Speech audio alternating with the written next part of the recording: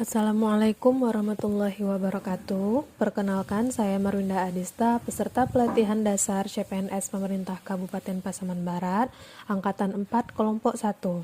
Baiklah, pada kesempatan kali ini saya akan memaparkan tentang analisis isu kontemporer di Indonesia. Yang dimaksud dengan isu kontemporer yaitu suatu pokok permasalahan yang terjadi pada saat ini dan menjadi trending topik, sehingga dibutuhkan penyelesaian terhadap masalah tersebut sesuai dengan perkembangan zaman modern saat itu juga. Adapun isu-isu kontemporer yang beredar di Indonesia, yang pertama yaitu korupsi. Korupsi adalah suatu perbuatan yang dilakukan dengan sebuah maksud untuk mendapatkan beberapa keuntungan yang bertentangan dengan tugas resmi dan kebenaran, atau perbuatan penyalahgunaan uang negara untuk keuntungan pribadi atau orang lain. Yang kedua, narkoba. Narkoba merupakan zat buatan ataupun yang berasal dari tanaman yang memberikan efek halusinasi, menurunkan kesadaran, serta menyebabkan kecanduan. Narkoba digunakan dalam dunia obat-obatan yang dapat mengakibatkan ketergantungan apabila disalahgunakan atau penggunaannya tidak sesuai dengan dosis yang dianjurkan. Yang ketiga, terorisme dan radikalisme. Radikal terorisme adalah suatu gerakan atau aksi brutal yang mengatasnamakan ajaran agama atau suatu golongan, dilakukan oleh sekelompok orang tertentu, dan agama dijadikan senjata politik untuk menyerang kelompok lain yang berbeda pandangannya. Yang keempat, pencucian uang. Pencucian uang merupakan upaya menyembunyikan atau menyamarkan uang atau dana yang diperoleh dari aksi kejahatan atau tindak pidana sehingga seolah-olah tampak menjadi harta kekayaan yang sah. Yang kelima, proxywar. Proxywar adalah perang antar dua negara atau aktor non-negara yang terjadi karena dorongan atau mewakili pihak lain yang tidak terlibat secara langsung dalam peperangan. Perang proksi tidak hanya berperang menggunakan kekuatan militer, tetapi juga melalui berbagai aspek kehidupan seperti politik, ekonomi, sosial, budaya, dan hukum. Yang keenam, cybercrime. Cybercrime, kejahatan dengan memanfaatkan teknologi komputer atau jaringan internet untuk mencuri atau menyerang sistem informasi seseorang. Yang ketujuh, hate speech.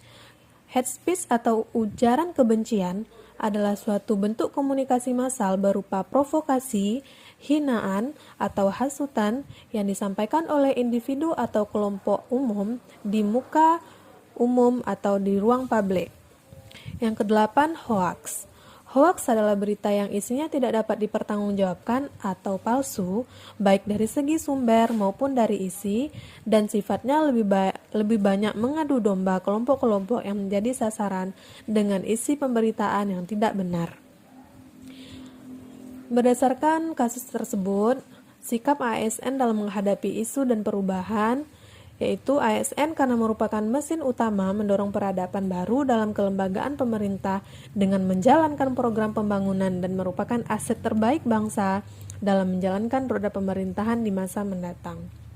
ASN dituntut untuk bisa berpikir logis, kritis, dan berinovasi sehingga dapat berevolusi menjadi ASN teladan. Beberapa sikap aparatur sipil negara dalam menghadapi isu dan perubahan tersebut bisa berupa tindakan-tindakan di bawah ini. Yang pertama, menjalankan tugas dan kewajiban sesuai dengan peraturan perundang-undangan.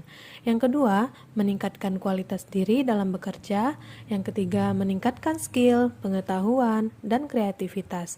Yang keempat, bersikap kritis dalam menyikapi dan menyaring setiap informasi. Dan yang kelima, bekerja secara profesional. Selanjutnya, ada teknik khusus untuk menapis isu dengan menggunakan metode USK. Urgensi, seberapa mendesak suatu isu harus dibahas, dianalisis, dan ditindaklanjuti. Yang kedua, seriousness, seberapa serius suatu isu harus dibahas dikaitkan dengan akibat yang ditimbulkan. Yang ketiga, growth, seberapa besar kemungkinan memburuknya isu tersebut jika tidak ditangani segera. Contoh masalah di lingkungan puskesmas saya sendiri bisa diambil khususnya di bidang farmasi. Itu yang pertama, sering terjadi kekosongan obat-obat dasar pelayanan. Yang kedua, waktu pelayanan pemberian obat yang belum optimal. Dan yang ketiga, kurangnya pencatatan penerimaan dan pengeluaran obat di masing-masing ruangan. Berdasarkan tabel tersebut, dapat dilihat bahwa poin-poin dari U, S, dan G-nya berbeda-beda sesuai dengan tingkat keseriusan atau tingkat kearjanan dari kasus tersebut. Berdasarkan tabel tersebut, isu yang pertama sering terjadi kekosongan obat merupakan prioritas pertama dalam menyelesaikan masalahnya. Yang kedua, kurangnya pencatatan penerimaan dan pengeluaran obat di masing-masing ruangan merupakan prioritas kedua penyelesaian isu tersebut. Dan yang ketiga, waktu pelayanan pemberian obat yang belum optimal menjadi prioritas ketiga penyelesaian dari kasus tersebut.